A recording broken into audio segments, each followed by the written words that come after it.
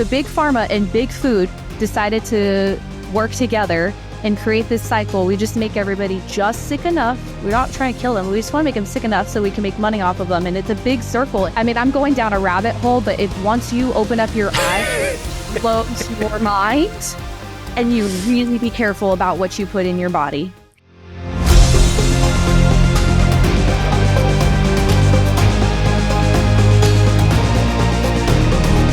Welcome to the Love Your Brand podcast.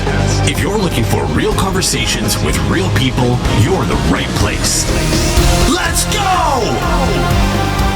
All right. Well, welcome to the Love Your Brand show, Miss Donna Parker. Hey, guys. Hey. Good to have you with us. Thank you so much for having me. It's such a treat to be on your podcast. It's such a treat to have you. Donna's a certified holistic health coach, single mom, and the owner of Blondie's Baked Goods, a home-based paleo bakery in Columbia, Tennessee. Tennessee. Oh, great. Talk to us how this all got started. Give us a little background, Donna. Okay. Well, get your heart ready. I have lots of layers. Awesome. Okay. Well, first off, I never envisioned having a bakery. It was seriously not on my heart. It wasn't something that I was like, I can't wait to have a bakery. I love baking. This is what I want to do in my life. I actually have 20 years background in the beauty industry. So I have been an esthetician for a long time. And so baking was obviously not even in my heart, in my background. I enjoy it. I feel like I'm pretty good at it. And it was something that was more of like a fun hobby. But if I look back through my journey, it makes complete sense why the Lord brought me onto this path. And so I'll get to how that door opened. But truly it all started, and really the heart behind it is creating healthy, allergy-friendly baked goods.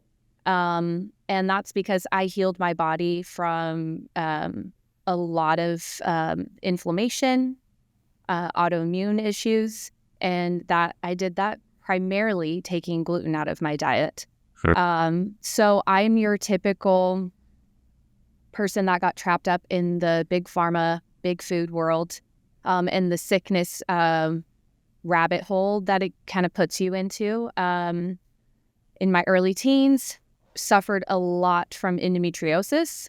And so that causes a lot of pelvic pain, lots of issues every month.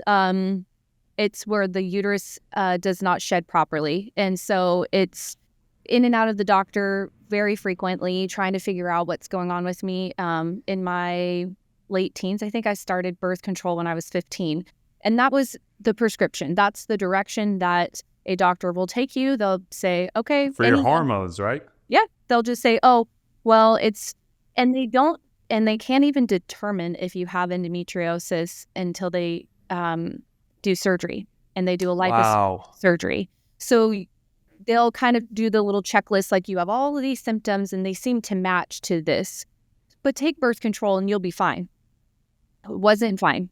Still getting really sick at the doctor's office all the time. So then they're like, let's do the surgery. Oh, okay. We confirmed you actually do have endometriosis.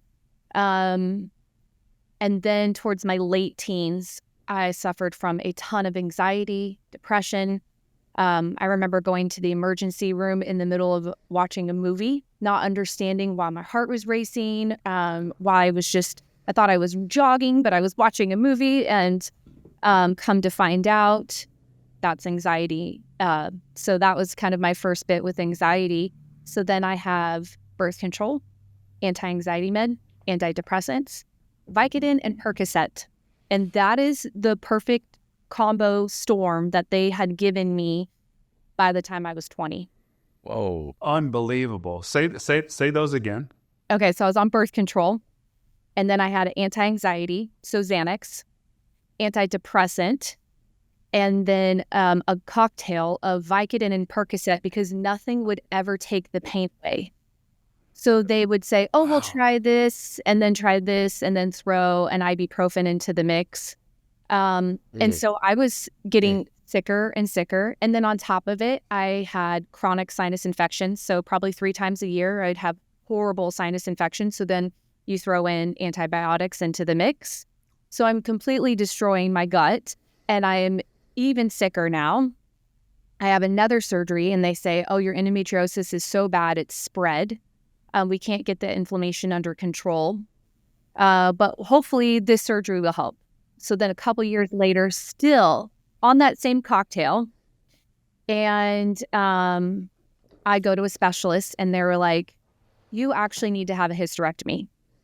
Your endometriosis. How old are you at this point? 22. 22 years old, told you're supposed to have a hysterectomy. Yeah. So they were like, we have 2 options for you. There's a shot called Lupron, and it puts you through menopause, and we can see if that helps, or you have to have a hysterectomy. And I was like, okay, so both options sound horrible. And I'm not taking a shot that's going to put my body into menopause. I'm already going to have to go through menopause. Like, I'm not doing that twice in my life. And so nothing made sense to me. And thankfully, and ironically, at that time, I wasn't walking with the Lord. So it's not like I was in prayer and the Lord called me to not do this surgery. It was just, gosh, that just doesn't seem right. And my parents were like, yeah, I don't think you should have a hysterectomy. Like, let's just kind of like pause on that whole situation. So thankfully, at that time, I was living with somebody who just got diagnosed with celiac. And okay, so I'm 38. So, 15 so years ago, that was not talked about. Celiac wasn't talked about. Food allergies weren't talked about. Right. And she's like, gosh, you have all the symptoms. And a lot of it is chronic pelvic inflammation, anxiety, depression, fogginess, sinus infections. So just chronic inflammation in the body. And she was like, I think you should try going gluten-free. And then, of course, it's like, what's gluten? And how do you take gluten out of your diet? And Donna, were you, I say eating healthy here, quote, were you eating healthy at the time? Or you were just eating everything, not knowing anything about how nutrition affects us?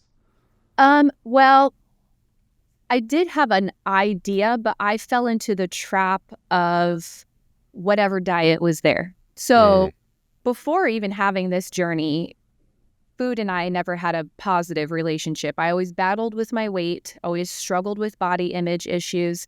So I started working at Gold's Gym when I was 16. So I got trapped into the whole counting your macros and having food plans and working out. So I thought in my head I had made healthier choices because I grew up on Pop-Tarts and eating junk food and fast food like my whole childhood. I go against everything I believe in is what my childhood was. So I thought, oh gosh, I'm going to stop eating fast food. So that was kind of like my first call with like, started working at this gym, learning how to eat cleaner. So I thought I was, but I was still in our traditional like food pyramid, have whole wheat, low fat, Splenda. Like I got wrapped up into that whole whatever diet trend was going on. So I thought in my head I was making healthier choices, but I truly wasn't. But you know what you know. And at that time, I was wrapped up in a world where that's what they were being educating. They were educating trainers and nutritionists to teach people to eat that way. So to remove to remove gluten, it felt like a whole food group in a sense out of a diet with like, how does one do that? And at that time, the only gluten-free option for like an alternative was rice pasta. You're right. And I think maybe Glutinos had like bread and it was like airy cardboard. So it was just really so much trial and error of learning how to advocate for myself. So when I would go out to eat, I had to start understanding like what do they put flour in, and when you go to get Thai food, you think, oh, I'm having rice noodles. Oh, wait, there's a bunch of soy sauce in a lot of the sauces that they make. And so I would get sick. But in that trial and error, it really confirmed to me that gluten was the huge culprit in my life and was causing me issues because about 6 months in, I was really starting to feel better, but was kind of annoyed. I was in the corporate world. I was in outside sales at the time. I couldn't eat anything, any of the business meetings we had and gatherings. I was always left out of everything. I couldn't eat anything. I had a stupid Kind bar I would carry in my purse with me. And that was really like the only quick options. And so I remember going, forget it. I'm so tired of this. And then I went and ate, I don't know, probably bagels during a staff meeting. And I was so ill. Had to Wow. go home. Went into the ER. It was like, I had no idea what was happening. And it dawned on me, like, I really can't dabble at all. Like, I have to be fully committed. And I have been gluten-free since then. I haven't even Wow. touched it. How Unless long ago was that? recently. 15 years. Wow. I mean, it's been a long journey. Wow. And, the interesting thing, I mean, Jason and I are in marketing, and how prevalent the marketing for like gluten-free is now. Like everybody's hopped on the bandwagon. These manufacturers, food manufacturers, like with the processed food, everybody has a gluten-free label on it. And things that should never be have gluten in it, they're just putting this marketing thing on it that says it's gluten-free. And it becomes so confusing for the consumer. Like you said, you had to educate yourself. And so people go in, they try to change their lifestyle, they try to live healthy, but it gets more and more confusing everywhere they turn. And then on top of that, there's like a certified gluten-free, organization versus gluten-free. And so it's like, I've had so many people that they try to live a healthy lifestyle, and they're like, Jonathan, it's just too difficult. I try to learn, and I go in and I just don't know how to do it. And so many people leave discouraged, because you do have to become your own health advocate and learn all these things. And most people just aren't willing to do it, or they find it too difficult. You nailed it. You have to be your own advocate. I'm still my own advocate, and I am very seasoned in understanding food allergies and how to swap out things and how to ask for what I need. But I still go to a restaurant and and I tweak the menu all the time. I'm still advocating for myself because my health matters to me. Right. It's okay to advocate. You can do it in love. When I've coached people through changing their diet, and I'm so concerned about going out to eat, and it's like, it is okay for you to ask for what you need.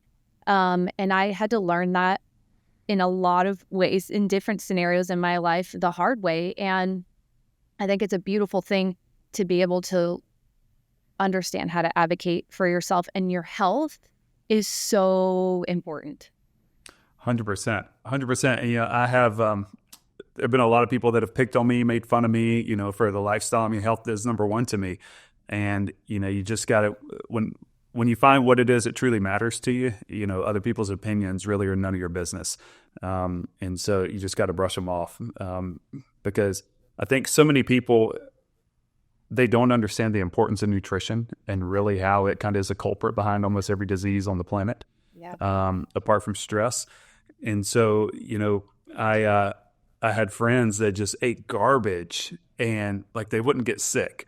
And so then here I am, eating so well, like so clean from every aspect of everything in life you can think of. And I would get sick, and they just kind of mock me like, oh, how's that, gluten-free lifestyle working for you? Or how's that healthy lifestyle working for you? Kind of throwing it in my face. But it's like, you know what you're doing, it's right for your body, and you just got to stick to it and do it regardless of what other people say.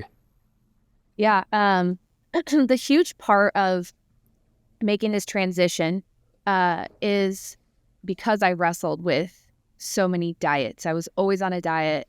I was always restricting myself in some capacity.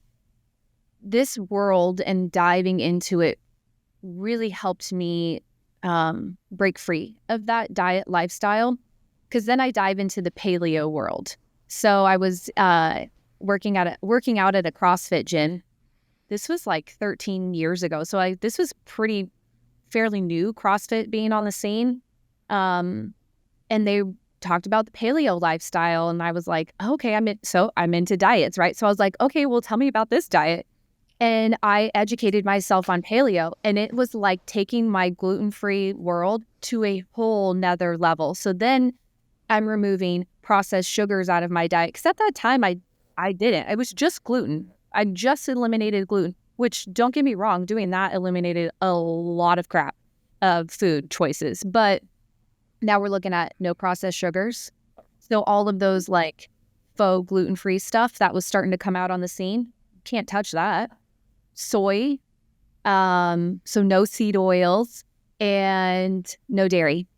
So then I like fully immersed myself into this lifestyle, but it didn't feel like a diet. It felt like a lifestyle of me making healthy food choices. That food blessed my body and food wasn't hurting my body anymore. And then it inspired me to go to school to be a holistic health coach. And I was like, if I cannot believe food does this to us, like I need to understand everything about this inside and out. And then school was like a whole nother level. You incorporate lifestyle as a whole and how it impacts our health in conjunction with what we put in our bodies. And so that's what started my whole world for paleo and just clean, nutritious whole foods, not just gluten-free. Now, do you think, how should I put this? The awareness had more of an impact. You know, when I was a kid, nobody had an allergy. Like, Yeah. It was wild if someone was allergic to peanuts. Hey. Yeah. And now you take a peanut butter sandwich into school, you're going to get tackled and thrown out. Yeah. Because, you know, who knows? I mean, do you think it's just with the virility of social media and just, you know, we've, over the years, the last decade, we've input so much nasty stuff and chemicals into our food that it's increased over time? Or do you think it was actually that bad then? No. And we just didn't know how to handle it, right? Yeah. Now we're good on my soapbox of how I think the good everybody. Well, that blows my mind. You know, I was eating Cheetos and drinking a 6-pack and playing basketball, you know, in high school. So it was like, you know, it's just, it's been a wild journey for me because I really didn't start eating clean and paying attention to what I put in my body until I was in my mid-30s. I thought it was normal. You know, I thought how I was feeling was normal. But man, when you start that journey and you really start putting good stuff into your body and learning, wow, what a difference. I'm like, no, yeah. It's what you know is here and your level of health is here. But then when you start to remove all of that and you come up here and you're like, oh my gosh, I thought just having headaches occasionally was normal and a foggy brain was like slightly normal. I'm just stressed. You realize like it's not normal at all. So I know like the way I was eating from probably middle school into high school hugely affected being very ill and having a lot of inflammation. And in the 90s is when all of the chemicals started to get introduced into our food system. So all of the main companies that lobbied smoking in the 80s, smoking was kind of losing its claim to fame in the 90s. So all of the scientists who put chemicals in cigarettes, tobacco wasn't necessarily the issue, it was the chemicals that they were putting in cigarettes. Right. Those scientists then were hired by the main top food brands to then put chemicals into our food to make us addicted and want that food and crave that food on a cellular level and in our brains to literally crave it. And that is a trickle effect that started to really hurt people. And then the glyphosate that's being sprayed on our grains, especially our wheat. So that's what's causing people's gut issues. Glyphosate is Roundup. Yep. It kills weeds. It's not supposed to be put into our bodies. It's punching holes into the gut lining. It's causing our guts to not work properly. And then it becomes a plethora of issues. So it's not necessarily that gluten is the problem or dairy is the problem. It's that the way that it has been processed and the chemicals put in it, it's part of a big picture. If we can get them sick then they'll get medicine, and that medicine, so big pharma and big food decided to work together and create this cycle. We just make everybody just sick enough. We're not trying to kill them. We just want to make them sick enough so we can make money off of them. And it's a big circle. And I'm going down a rabbit hole, but once you open up your eye, close your mind, and you really be careful about what you put in your body. Hey, You know, I know. There. I know what Jason's thinking over there. He's waiting on me to Tennessee. comment. Hey, you never know what you're gonna get in Tennessee, baby. Man, There. I'm just trying to button my lip over here, Donica. I mean, I didn't do a very good job. I just went for it. No, I mean, it's you're fine. spot on. And what you said, I mean, it's problem, reaction, solution, and it goes over and over again. They can create the problem because, I mean, here we go. If we're going to call out big pharma and big food and all that stuff, I mean, it's all about money. We don't have a healthcare system today. We have a sick care system, and there is a lot of money in keeping people sick. And food is medicine. And what we had back in the 50s, you get a bunch of spinach in the ground, and the amount of nutrients that was in that, is so sufficient. It would take like 50 bunches today because our topsoil eroded, all the crap they spray on it, genetically modified, go into all this garbage that's going on with our food today. And so it's like now people don't have a fighting chance. What you said, I mean, look at the Bible. I mean, look at bread and look what happened back then. I don't eat bread. I don't eat grains. I'm gluten-free. But like if I go to Italy, I can get bread over on the streets there, and it doesn't affect me the way something would happen here, right? Because of what you just said. It's what we've done to it. It's not that that's the problem. It's what we've done to it that's the problem.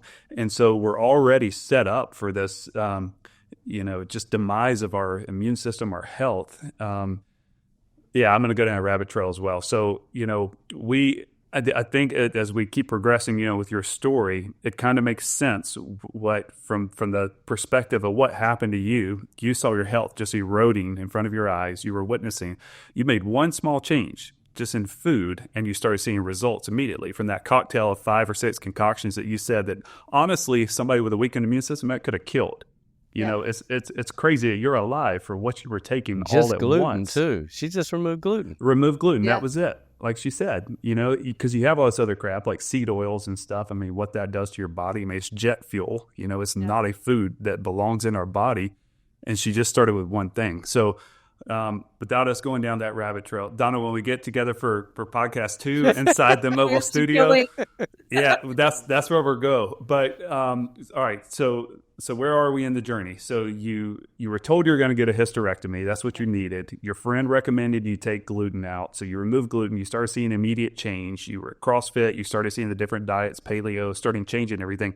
Where does Blondie's Baked Goods, fit in here? Like, where are you in that part of the journey? Yeah. Okay. So finish up with school. And then in that time, I get married, have a baby. Which you were told you couldn't have. Yes. Okay. And so I'm so glad you brought that up. It just goes to show you how you can heal your body and that the Lord gets the final say. Amen. Not a doctor.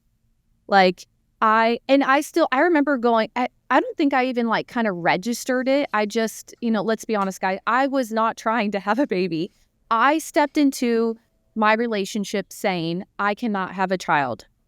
If that's something that's important to you, you probably shouldn't date me. So you told that to your husband at the time? Yeah, I wore that badge of, I let that doctor put that on me. And I really had to settle in with the fact I was never going to have children. And he was like, well, I don't care. I'm like, okay, well, just letting you know. I ended up getting pregnant. And it was at that point, I was 5 to 6 years in my health journey. So this comes with time, layering all of this. It was gluten, then it was processed sugars, then it was dairy, and then seed oils. It's a journey. It's not like I threw it all out the window at the first round. I had to understand what each of those things were doing to the body and then choose to eliminate them. And I remember asking a naturopath, how did that happen? I was like, how was I told that? And then poof, was able to have a baby. And she was like, you reduce the inflammation out of your body. I was like, duh. But it took somebody else to say that. I was like, oh my gosh, yeah. And then just what inflammation does to the body, it hits everybody differently. It just Yeah. chose to affect me in the uterus and in my sinuses and in my gut, which then affected me neurologically, which was the anxiety and depression. And so once I started reducing all of those layers and getting off all of that medicine, my body was like, oh, well, now we can do things that the Lord created it to do because you're hitting the reset button. And that's the beautiful thing, is that you're not, just because you were diagnosed with something doesn't mean you have to stay living with that. You have a choice to So good. change. Don't let somebody, not to dog out doctors, okay, I believe they have their place, but don't let anybody, even a professional, tell you that you're limited, because I do believe that you can change. I mean, if you want to look, if you want to take that scripturally, I mean, what does the book of James say? There's power in the tongue, right? You can speak blessings, you can speak curses. And I mean, there is power in our words. I mean, all of us as parents, you know, the three of us have children. I mean, we're teaching our kids the power of their words. And, you know, I mean, you curse yourself, you know, and we accept the curses that people spit on us. And I mean, that's why, like, you get into like, manifestation and all that stuff, you know, regardless of your thoughts on it. I mean, there's people that wake up, maybe they're not believers, but they wake up and they speak positive affirmations over themselves. They look in the mirror and they say, I am this, I am that, I am this. And our body receives it. You know, have y'all seen Dr. Emoto's, the Japanese guy that studied the water molecules and speaking to them? Oh, I've heard of that, though. Yeah, you got to look it up. Maybe we'll drop some on the screen, but basically speaks love to water molecules. I mean, our body is comprised of water, right? And he speaks love, he speaks joy, he speaks different elements, and they look like snowflakes. And they start taking the shape of this positivity, beautiful elegance, and then speaks like hate towards these other ones. And it just gets like all disheveled, disorganized, you know, because our body internally, I mean, the cellular makeup of our body is like a beautiful orchestra of everything that fits together. When you remove the source, when you remove the inflammation, when you remove all these things, everything can work properly. And so we'll drop a link, because you got to watch this guy's study of water molecules, and when you speak positive or negative affirmation or thoughts and words to them, what it does in the body. Another rabbit trail, but Yeah. it's No, like it's it good. all fits together. You're spot on with what you're saying, Donna. Well, and the thing is that I was not walking with the Lord at that time. So the way I lived and operated was very worldly. And so to me, that just felt like normal to claim that over my life. But it's funny how he brings, you know, he takes us down these paths and we have to go down them for a reason. And I believe that I was put down the different paths that I've been on, so that I can genuinely speak to, I know what this feels like. I know what it's like to walk without the Lord. I know what it's like to be sick. And then Yeah. here's the other side of it. I know why I make healthy food choices. I know why Jesus is a part of my life, because of these different things that I've walked through. And I think our stories are so important. So at that time, I have my baby, and then I walk through a very painful divorce. So Blondie's is not even in the picture. I think I'm going to be a health coach. I kind of dive into that world, kind of get the entrepreneur itch, but I have a corporate background. So all I've ever known was working for somebody else and being in the corporate world and being in upper management. And you get kind of an ego wrapped around that. And then I also had this belief, like, I couldn't have my own business. I didn't have entrepreneurs in my family. So I wasn't modeled any of that. So walk through this very painful divorce, and my husband leaves my son and I. He struggled with an addiction, and he left. And we lose our home. I lose everything.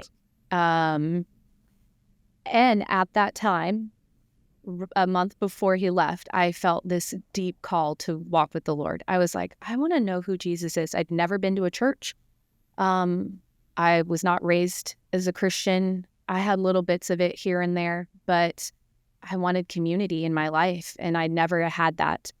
And he had went to a meeting, and a guy there said, I feel like I'm supposed to invite you to my church. And he was like, oh, my wife just all of a sudden said she wants to go to church. And so we got invited to this church. And from the moment I walked in there, I was like, oh, I think this is where I belong. Wow. My son was 1 at the time. And so I'm walking through this very painful divorce, separation, at the time, and just being lied to and betrayed and having things hidden from me. And it all surfaced. And then I go to the church and I have to ask complete strangers. And this is coming from somebody who does not like to ask to help for help. I love to serve people. But when you have a child, you operate differently. And so I was like, I need help. So we got connected to this family who had a mother-in-law basement. And this is important in the story because it does tie into Blondie's. So it's a mother-in-law basement. It's not meant to be lived in. It's like an old 80s bar. So think of like a legit, this section of the house, it's separated. It has a separate unit, but it was like, you could tell it was like the party section of the house. It had the mirrors in the back and the wooden table, bar that wrapped around with the copper part on where you put your feet. It was a legit bar. It was a legit bar. And it had like the shelving where you put the glasses and the sink that's literally like the tiniest little square to wash glasses, and 1 bedroom and 1 bath, and the living room and dining room area, they all bled with the bar. It all bled together. And she was like, this family's like, you can stay here for however long you need to get on your feet. This was somebody you met in the church that had offered this? Yeah. And that was my first interactions with getting the experience of the hands and feet of Jesus in person. And it was a really beautiful experience because then now I have a home because I have no money because I had quit working at the time. I was in that season of being a mom and everything was taken from me. So I didn't have that help financially and physical, nothing. It was all gone. It was just me and my boy. And so we rebuilt our lives there and we lived there for 4.5 years. And we shared a bedroom. Wow. And I turned that 80s bar into a kitchen. I had a toaster oven and a hot plate. And it's funny. I laugh because I'm like, I love to cook and I love to bake. So to have a kitchen taken away from me was full. But I just made it work.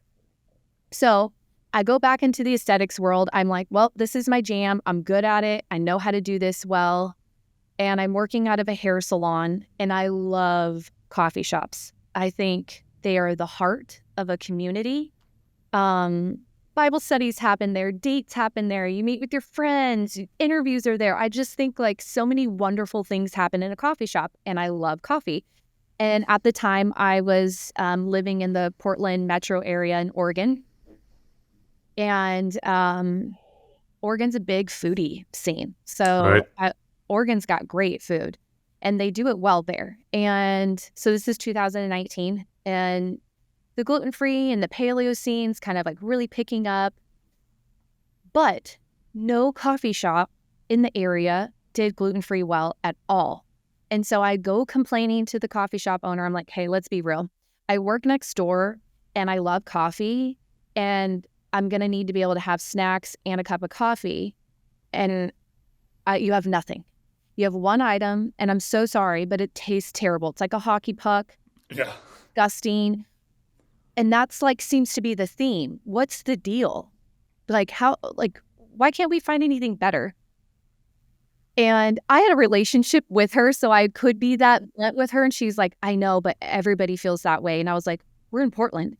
Like, why? Why is it this difficult? And she's like, I have no idea, but I can't find wholesale anything.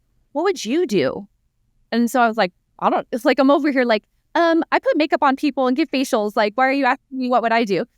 And I'm like, well, I don't know, but I bake these paleo cookies. So if we go back to when I started my paleo journey with the whole CrossFit world, I started baking these chocolate chip cookies with almond flour, maple syrup, and super clean chocolate chips.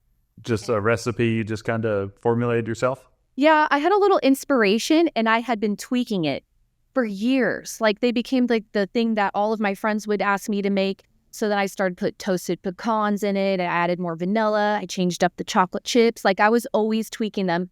So I had, I probably had this recipe that I'd been playing with for 6 years now or something like that. I'm like, well, I make these chocolate chip cookies for my son and I. They're dairy-free, they're gluten-free, they're sweetened with natural sugars, because that's how I eat. And that's what I would love to experience in these coffee shops, but like nobody has anything. She's like, well, bring them in. Like, you don't understand. Like, I make these for my son and I. And she's like, no, we really want to try them. Like, I make them out of the toaster oven in my basement. Like, you really don't understand. You don't want me to bring in like, it just was so odd to me. So I was like, whatever, I'll bring them in. Her team fell in love with them and they're like, if you find a commercial kitchen, we will buy these from you. Wow. Like, they literally have lost their minds. But then I was like, okay, Lord, what is going on? So I just prayed about it and I was like, okay, fine. If you want me to do this, then find me a commercial kitchen. And then all of a sudden I remembered I worked for a paleo company, food delivery company. And I was like, I'll just ask the owner. I'm like, can I rent your kitchen? I have no food background. I was a personal chef for families, and I specialized in paleo. And I did that because I just enjoy cooking and I know paleo well. But I don't know anything about having a food business. And so I literally learned everything step by step from scratch. So I started with no business name. I ordered like little cellophane packs from Amazon, and I slapped like a made with love sticker on it, and they put them in these coffee shops. And it went against everything that felt right to me because I'm a perfectionist. So I was like, this is so not normal. Then the coffee shop up the street's like, hey, word on the street is you have these dairy and gluten-free cookies that people are loving at the coffee shop down the hill. We want some. So then I start to build some traction, and then their customers are reaching out to me and asking me for cookies. And I had 2 flavors. I had the chocolate chip cookie, and I decided to make another one. And I love almond extract and poppy seeds. I loved almond poppy seed muffins. And so I deconstructed my recipe and made these almond poppy bites. And so I had just the 2 flavors, and I launch this business. I get a little help. I get some branding figured out. I'm like, again, I have no idea what I'm doing. And I just start going out to other coffee shops. Hey, I love your stuff. I feel like you would appreciate what I have. And then became this like fire in me of like educating these coffee shops of why it was so important for them to fill the gap with my stuff. And it's because I had spent so many years not having gluten, I didn't feel like I could be welcomed at the table. And that mainly started with my corporate background of couldn't eat lunch with everybody, couldn't eat breakfast with everybody because they never had anything that I could eat. And I hated that feeling. And then ironically at that time, my son is really sick. Come to find out he needs to go gluten-free. And so I'm even more passionate. I'm like, oh my gosh, now these little kids, like they should be able to go to a coffee shop and have something to eat too. So I start educating these different coffee shops on the importance of not only offering the healthier option, but that everybody should feel welcome to come into their space to eat and enjoy a cup of coffee. So by the end of my first year, I was in 25 different coffee shops in the Portland metro area, and I was in a grocery chain across Oregon. It was very similar to Sprouts, but it's based in Oregon, and they have 10 grocery stores, and they're all across Oregon. So is that... That was a lot. Sorry. That's a lot of questions. Like where to start? It sounds like, I mean, it was just kind of trickle down effect, like referral. You know, you started in that one coffee shop. They tasted it. They liked it. You're in your toaster oven and you're able to get the kitchen. So your quality, you can scale a little bit with your quality, and you have the professionalism of a, legit kitchen. And then was everything from a marketing perspective? You really weren't marketing. It was just somebody overheard, and then you got in here, or God's favor, or a combination of both. I mean, is that pretty much what happened?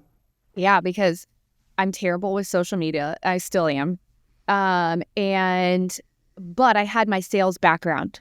So it wasn't uncomfortable for me to walk into a space and ask them, if I could talk to the owner or the manager. So I did a lot of like old school kind of guerrilla marketing and word of mouth. I'd ask like one of my coffee shops, like, hey, do you have anybody that you're friends with that's in the coffee scene that you could just connect me with? And they'd be like, oh yeah, my friend who owns this across town should love you. And then they would connect that way. So it really was kind of an old school way of growing the business. I never had an email campaign of any sorts. I still don't. I didn't have this like social media I would like let people know where I was, like, oh, hey, I just launched at this coffee shop, or hey, I'm in this grocery store. And that was kind of it. So at least I had a place where people would be like, well, who's this chick and what's her stuff? And it seemed like there was some credibility there. But yeah, otherwise there was no like real intense. I didn't pay for marketing. I never paid for ads on social media. I never did any of that. I mean, do you think it helps that that's kind of when the awareness really started happening? And I don't want to say trendy, right? But kind of hippie, crunchy. Yeah. I feel like that's when that trend just started popping off, right? And yeah. Shoot, I'd see people that didn't even have a gluten allergy say no gluten, right? I just felt like, do you think that area, it was Portland, Oregon, they're kind of hippie in Portland, right? So hippy dippy. Yeah. Like I was speaking their language, very, very crunchy. Yeah. And I think a little slightly maybe ahead of the curve on food allergies and the awareness of them. So there were other gluten-free bakeries, and there were some that were wholesaling to the grocery stores as well. However, I was the only paleo one. So nice. Nobody was ever doing it grain-free, sweetened with natural sugars. Because again, I'm actually not a dessert baked good person. I'm a salty person. I don't usually go to having baked goods. So it's very ironic to me to have a bakery. And I feel like, my heart behind the why helps with that, because a lot of people really enjoy baked goods, but nobody was doing that because I had been living this lifestyle, right? I stopped dieting. And I just said I was going to eat paleo, period. And so that just eliminated me eating junk. I just blessed my body with foods that nourished it. Yeah. So, but I still want a treat every once in a while, let's be real. But nobody was making that happen. And it was so eye-opening to me that I'm like, man, we're really missing the mark here in serving people well in the food world, because I was very intentional about what I created had to taste amazing because of how bad Gluten-Free's name was getting. It was dry, grainy, chalky. They compensated with a ton of sugar. I feel like I had to chug a cup of coffee just to enjoy half a scone, and I couldn't stand it. And so I still have that same philosophy. I will not make anything that will not taste good, but has healthy, clean ingredients at the same time. So it's kind of on a mission, like I'm going to convert people who don't even eat this way to eat this way, because I want them to realize that they can have something that really is delicious and tastes good, but it's better for your body. Yeah, I think I heard so many times, back then, it's like people had to choose. They were like, do I want to live healthy and do like gluten-free, or do I want to taste good food? And it was never that they could be both in the same. I think when gluten-free started off, it was the cardboard grainy crap, that we ate, and nobody liked it. But everybody, you do what's important to you and you prioritize what's important to you. So like for me, my health is way more important than something tasting good. But now, I think we're coming to a place like with your stuff to where, hey, it can actually be healthy. It can be a better option, and it can taste good. And so now it's like in business with a key differentiator, what makes your product different than somebody down the road that's a competitor. These are now expectations that people have, that if I'm going to get gluten-free or paleo or this or that, the bar is set a little higher now. It has to taste good. It's no longer that, it's going to be garbage. Now, there's still garbage out there. I know some brands that it's like, man, y'all got to up your game. But for the most part, it's starting to taste more like traditional food. Yes. And it's just a fear of missing out, right? And having that restriction mindset. I know that causes a lot of challenges with people that's been on, different diets, yo-yo diets, this and that, and maybe had eating disorders. When you put in the word restrictions, it really challenges someone. So, my wife, she's a health coach as well, Donna. So I know, that's what she's kind of educated me on. She likes to eat healthy in order to, she knows the body when it's in a good, healthy condition that it can handle. It can handle, most of the good food and stuff that you can normally eat. But just that restriction mindset, I don't even look at it like that. I'm like, you restrict yourself every day. You drive on the right side of the road, right? I mean, you wake up at a certain time to get your kids to school, right? You have restrictions. So it's really like a mental lifestyle change that I think a lot of people are waking up to. They were just in the restrictive mindset. I think kind of gives it a bad rep. I think going into I'll equate this, and then I have a question for Donna, like with my daughter. And so she's lived the same lifestyle as me since she's been born. And, I've tried, it's not about, Jason, what you're talking about with the restriction. I don't tell her you can't have this.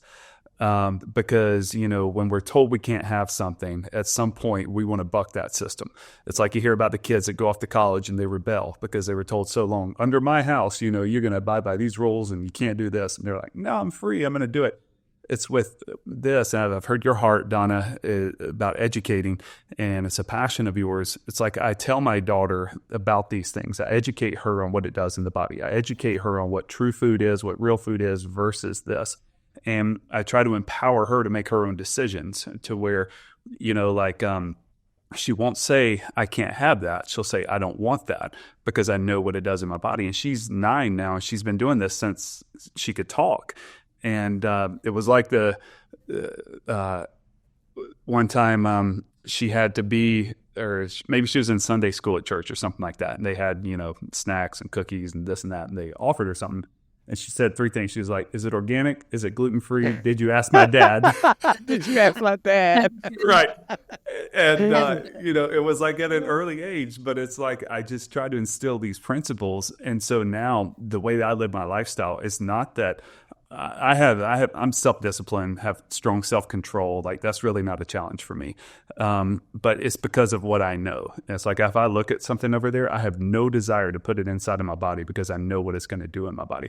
And everybody's at different places on their journey, but I think it starts with that education aspect of it. And it can't be like Jason was saying, that restriction of saying you can't have something, because it's only a matter of time before they say, screw it, give me a 12-pack of donuts, and I'm just going to scarf them down. And they learn, like my daughters, well, my boys, my oldest, he's become, he eats super clean. My youngest, not so much. But my girls, they've lived this their entire life, right? So if they're at school and someone tells us that, we didn't know there was a birthday and some mom brings in some cupcakes or whatever, and the teacher will call us and be like, hey, somebody brought in some vanilla cupcakes. And, we'll say, yeah, go ahead. Let her have one.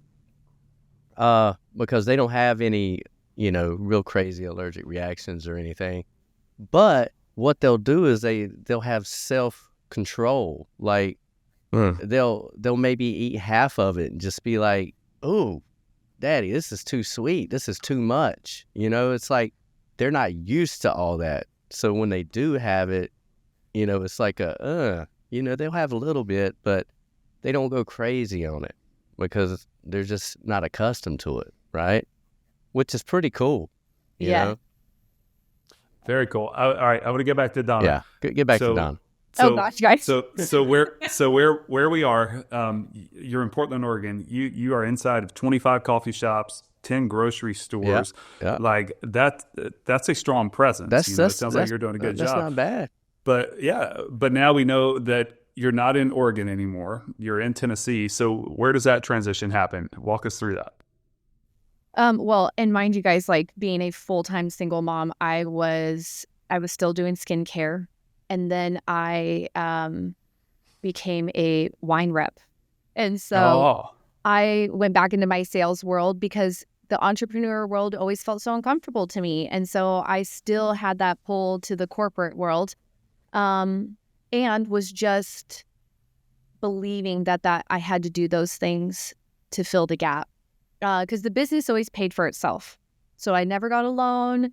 I barely put anything into it. So once the ball started rolling and when money would come into the business account, it's what paid for it. And so it never really was like paying me.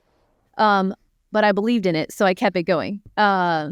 But I walked through a really hard season. My ex-husband passed away, and so my son and I walked through his dad passing away, and it kind of just shook up my world. And at the same time, we're dealing with COVID, and Oregon was literally and figuratively on fire, and it went against everything I believed in. And so I was like, Lord, I can't continue to live this lifestyle with my son here. We had all the school issues and the lockdowns and the masks and all of that. And it just, having that godly conservative mindset, I was like, I want better for us. And so I started praying about it and was like, I just want to go where you want me to go, but it's got to be somewhere that knows and loves you. Because in Oregon, it's really like, you don't outwardly pray. You don't outwardly talk about how you love Jesus. Like, it's just not, it's like this weird underground thing. And I just didn't want that for my son and I. And so I was looking at Idaho and Texas. We have family there.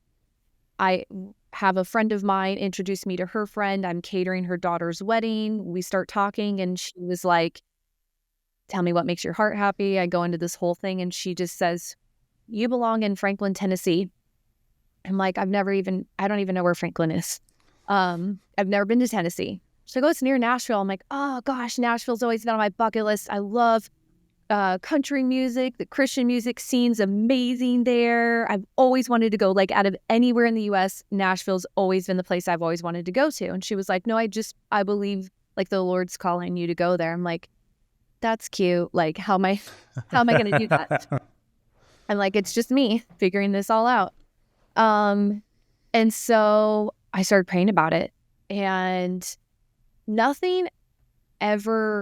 was never this like, oh, I have this amazing job opportunity. I have this like big experience that would just like lead us there. It was just this like whisper of faith of like, I just want you to start researching it. And then I'd have clients. And so then I was like, Lord, you have to like open doors, close doors. You have to like make this very clear to me. But I'd have clients be like, you know what's so interesting? I've always thought of you. I feel like you belong in the South. I'm like, okay, that's interesting. Or like, you know what I love to go antiquing is Franklin, Tennessee. Have you ever been to Franklin? oh, wow. Like, just off the wall, and complete strangers. Because I started selling my stuff. Because I'm like, I'm moving regardless. I just don't know where. And then every time I went to sell something, it would sell right away. I had to break my lease, easily found somebody to take over the lease. Like, it just was so fluid. I never went to visit Tennessee.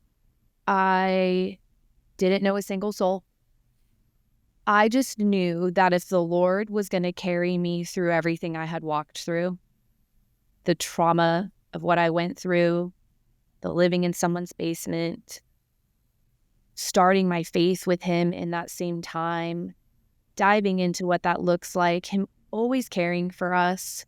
I mean, don't get me wrong, I've been deeply in the wilderness, but if I look back, I really built my faith, and he's always showed up. And so I was like, if you can rescue me from that mess, like that I would have never survived without him, I'll move to Tennessee. Who cares? Like, it just didn't even faze me. And so I sold everything. I got rid of Blondies.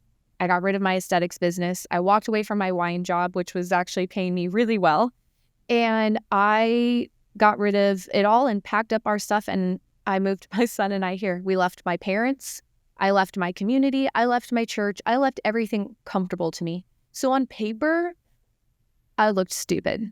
Like, in our worldly thinking, what I was doing made absolutely no sense. But walking with the Lord makes no sense, right? Like what he calls us to do, the world says that's weird. So like my parents are like, this is so interesting. Why are you doing this? And, I'm like, I just believe that this is what I'm supposed to do. But I moved here with the intention of starting aesthetics again because that was easy, comfortable. I made money. So let's just go back into that world. I brought all of my baking stuff with me because I was going to make friends by baking cookies for people when I was like meeting them. That was like my whole thing. I'm gonna bake cookies. See, Donna, you say you were an entrepreneur. That's very entrepreneurial right there. I'm like, this is how they're going to love, like they're going to be my friend. I'm going to make them a cookie. That's smart. So I started baking at church. And the first church I went to when I was here, they have like a whole food ministry. And so I started baking for them.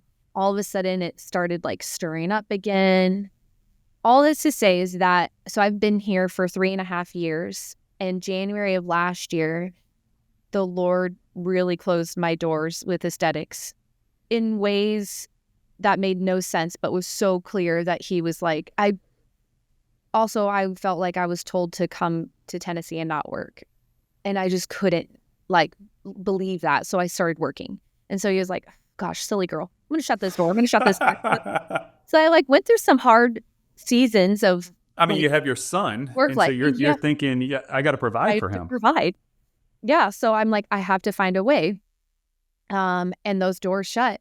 And in that time, I was in a couple coffee shops. So again, like my heartstrings are getting pulled. I think there's an issue in the Portland area. Oh my gosh, Middle Tennessee, like the whole gluten-free, clean eating scene here. We're just not there yet. So I was like, and even in Columbia where I am, I'm like, oh my gosh, nobody has anything. So I start like building relationships with a couple of the coffee shops. And again, I was like, I have this gluten and dairy-free business, like I just can't even like, I'm not even acknowledging what I had accomplished in Oregon. I was like, do you want to try it? I just feel like you could use some of my cookies here. And that was kind of how it started. But then it like stirred in me again. And I was like, oh my gosh, this town like really needs like what I bring to the table. Would people get behind it? Would they enjoy it? And so, yeah, I walked away from my comfortable, easy aesthetics world. Easy in the sense that I just had been doing it for a very long time and knew all the nuances in running and operating a salon, and dove into Blondie's. And man, has it stretched my faith muscles a lot. So I have fully stepped into being a full-time entrepreneur, having faith in growing this business, and deeply believing that people deserve a better choice, and still not seeing somebody filling that gap and being like, I guess I'm supposed to do this. And so I just each day diving into what I believe the Lord's called me to do. And I expanded. So I started with just 2 products in Oregon, and now I have, I think 13. So I got really inspired, and I started creating more things and started kind of filling the gap more in these coffee shops. And here we are. 13 That's amazing. SKUs. And look, you guys, so Donna was so nice to send me and Jason some of her baking mixes. And so Jason already went through all his, but I got these cookies. And the thing is, I'm not a baker, right? Yeah, there you go. Turn it upside down, right side up. It's empty. It's empty. I promise you.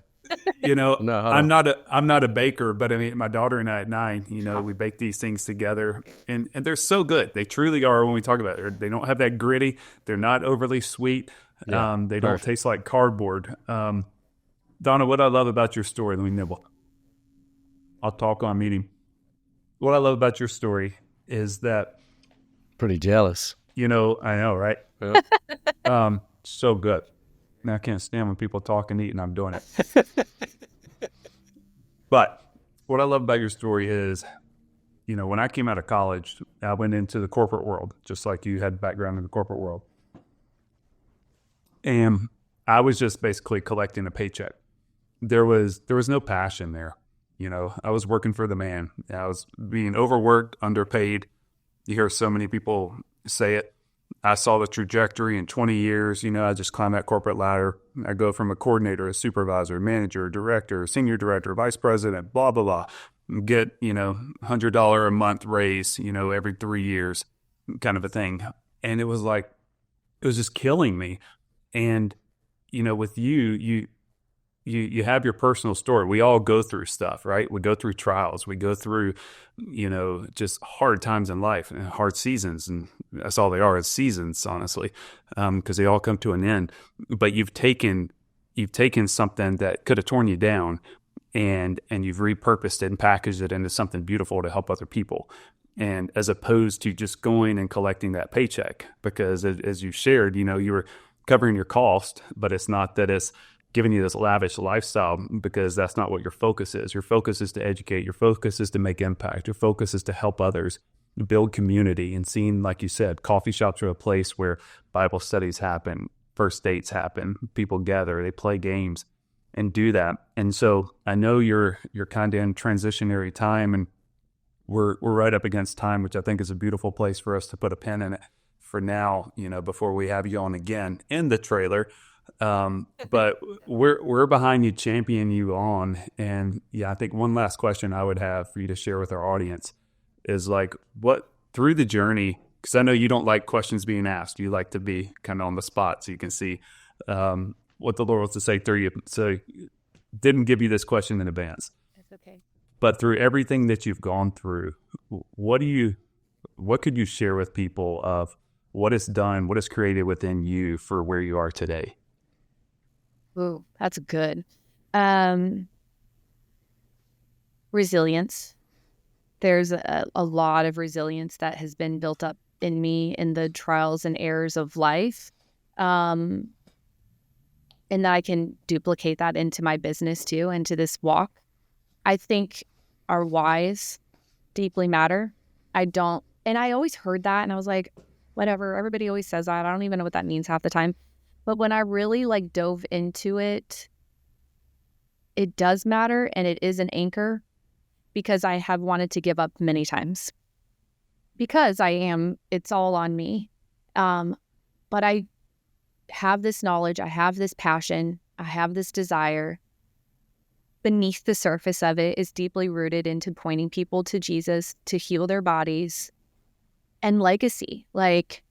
My boy and I have walked through a lot, and I'm a first-time entrepreneur and Christian. It's a lot in our family, and I believe it's important to show him that life is gonna knock you down. You're gonna walk through really hard seasons, and it's what we do with that defines us. It's how we invite God into that. It's how we invite other people into our world, and it's how we serve other people. And so he can grow up. If he could grow up and look back and say, wow, my mom did this. My mom taught me how to be a leader, and maybe how to be an entrepreneur if that's what he feels called to. But I saw her put the Lord first in everything, and it never made sense. I homeschool him, being a single mom, and I have a business. What I do makes no sense on paper, but that's not how God calls us to live. He calls us to do the things that don't make sense to glorify him.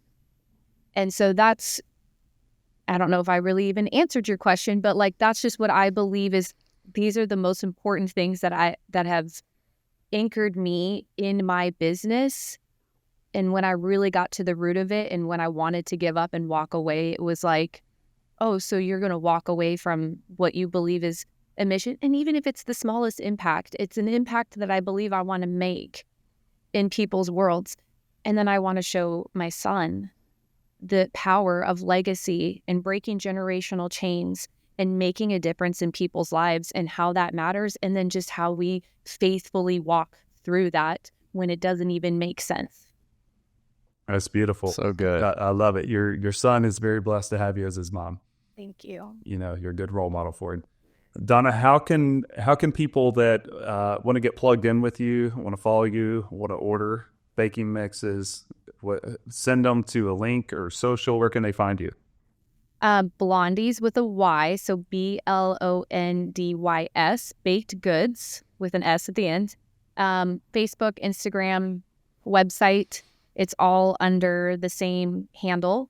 And yeah, I started a line of baking mixes because if my heart is to provide healthy, allergy-friendly baked goods to people, I want to empower people to be able to do that in the hearts of their home and invite their children into learning how to eat this way, and just to make it more accessible to people. So I'm able to ship nationally. So yeah, you can order off of my website. And if you have questions in your food journey, I just am here to be a resource to serve people. So feel free to reach out, say hi, email me. That's Donna@blondiesbakedgoods.com. Message me on Instagram. And yeah, I would love to support you however I can.